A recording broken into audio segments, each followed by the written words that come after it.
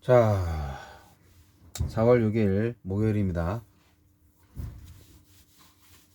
핀마이크를 안 가져와가지고 조금 볼륨이 약하겠네요. 마태복음 27장 27절로 44절.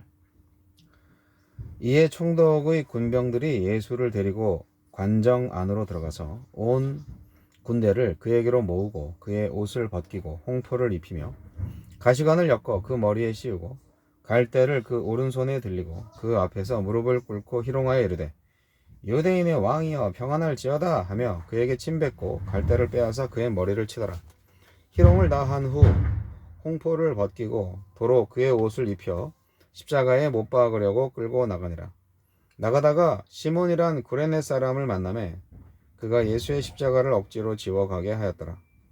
골고다 즉 해골의 곳이라는 곳에 이르러 쓸개탄 포도주를 예수께 주어 마시게 하려 하였더니 예수께서 맛보시고 마시고자 하지 아니하시더라.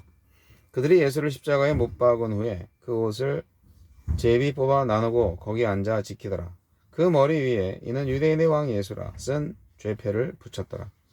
이때 예수와 함께 강도 둘이 십자가에 못 박히니 하나는 우편에 하나는 좌편에 있더라. 지나가는 자들은 자기 머리를 흔들며 예수를 모욕하여 이르되 성전을 헐고 사흘에 짓는 자여 네가 만일 하느님의 아들이거든 자기를 구원하고 십자가에서 내려오라 하며 그와 같이 대제사장들도 서기관들과 장로들과 함께 희롱하여 이르되 그가 남은 구원하였으되 자기는 구원할 수 없도다.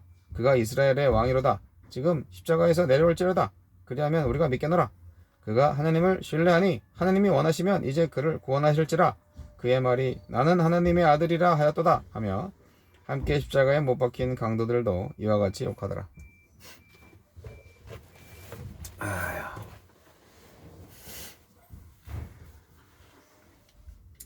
십자가 즉위식 너무 좀 미화시키는 그런 제목이네요. 이 성서유인위원회에서 십자가의 즉위식이 뭐야? 그냥 처형이지.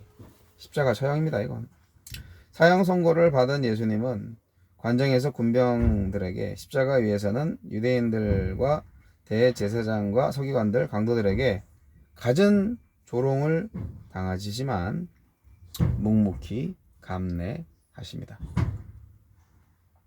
예수님은 어떤 분입니까? 낮추는 사람이 큰 자가 되는 나라 왕위 즉위식을 거행하시는 장면입니다. 네. 황제의 옷, 홍포죠. 왕의 홀, 갈대죠. 왕관, 가시관이죠. 그것을 갖추고 모욕과 수치와 조롱의 가장 낮은 자리에서 온 땅이 꿇어 경배해야 할 통치자로 등극하고 계십니다. 이렇게 시작된 나라, 이러한 가치관과 체계로 이루어진 천국의 백성으로서 나는 어떤 꿈을 갖고 살아가고 있나요?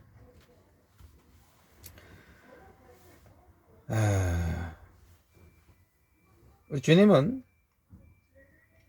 죄인들이 감당해야 할 심판의 무게를 십자가에서 남김없이 지시지만 십자가를 나눠서 짊어지는 것은 허락하십니다. 십자가는 예수님만의 전유물이 아니라 앞으로 제자들과 교회가 이어받아야 할 사명이기 때문입니다. 절대 주를 버리지 않겠다고 장담하던 시몬 베드로가 도망간 사이에 구레네 시몬이 예수님의 십자가를 지고 골고다로 옵니다. 골고다로 올라가는 시몬. 처음에 좀 많이 억울했겠죠. 우리 역시 자기 부인과 불편하고 좁은 길을 선택하는 삶, 당장의 결과를 기대하지 않으면서 순종하는 삶을 통해 주님과 함께 십자가를 지고 골고다로 올라가야 되지 않겠습니까? 구레네 시몬처럼 말이죠. 억지로 지어진 십자가지만 그가 나중에 제자가 됐죠. 쓸개탄 포도주를 거절하셨죠. 이것은 마취제거든요. 근데 그거를 거절하신 이유는 뭘까요? 온전한 정신으로 자기의 몫의 십자가를 감당하시려고요. 십자가에 달리신 그분의 옷은 병사들이 제비 뽑아서 나누고 온전히 순종한 하나님의 아들 머리 위에는 유대인의 왕이라는 조롱의 명패가 달립니다. 모든 행동, 사건, 발언마다 말씀을 성취하십니다. 구약의 예언을 성취하시는 거죠. 힘과 폭력의 역사 배후에서 사랑과 용서, 순종으로 이루어지는 참 역사가 진행되고 있습니다. 지나가는 자들은 예수님을 놀려대죠. 성전을 건축할 자여 하느님의 아들이라 부르면서 조롱을 합니다. 근데 그게 다 맞는 말인데. 하느님의 아들이면 자신을 구원하고 십자가에서 내려오라고 비웃습니다. 지금 당장은 아니고 좀 이따 할 거거든. 종교 지도자들부터 함께 십자가에 달린 강도에 이르기까지 하느님의 아들이면 하느님이 원하셔서 구원하실 것이라고 희롱합니다. 광야에서부터 십자가까지 사탄은 줄곧 예수께 스스로 자신을 살리는데 아들의 권능을 사용하도록 시험했습니다. 하지만 예수님은 제 목숨을 구원하고자 하면 잃을 것이라는 말씀대로 죽을지언정 순종하는 길만이 영원히 살 길임을 보여주십니다. 주여, 십자가가 결코 실패가 아니라 성취요 승리의 길임을 믿습니다. 저도 주님의 길을 따르게 하소서. 요즘 십자가 지고자 하는 사람들이 그렇게 많이 없죠. 십자가형 집행 과정인데요. 예수님은 정말 거기 있는 모든 사람들한테 모욕당하고 조롱당하고 그렇게 합니다. 군병들이 대관식 놀이를 하고 종교 지도자들 행인들까지도 그냥 비웃고 조롱하죠. 이 조롱거리로 활용되는 주제가 뭔지 아십니까? 네, 유대인의 왕과 하나님의 아들입니다. 그러니까 그들이 믿지 않으면서도 그들은 참말을 하고 있는 거죠. 아이러니하죠. 그런 비참한 조롱의 장면을 통해서 우리는 마태복음 안에서 역설의 진리를 발견하는 거예요.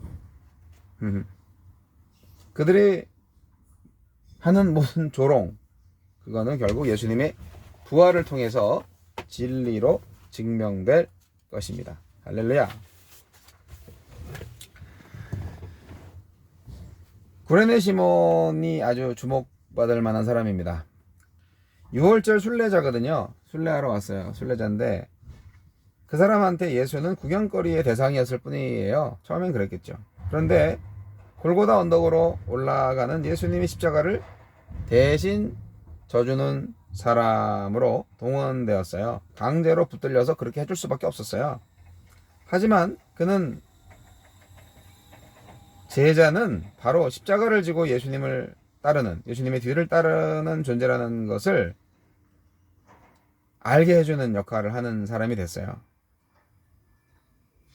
제자란 예수님의 십자가를 지고 따르는 자라는 존재, 그 예수님의 말씀이잖아요. 그 말씀이 기억나게 해주는 사람이 되었어요. 그리고 또 그 자신도 그가 진정한 제자가 되는 계기가 되었죠. 자기도 모르는 사이에 그런 제자가 된 첫 번째 사람이 된 거예요. 십자가를 졌잖아요, 직접.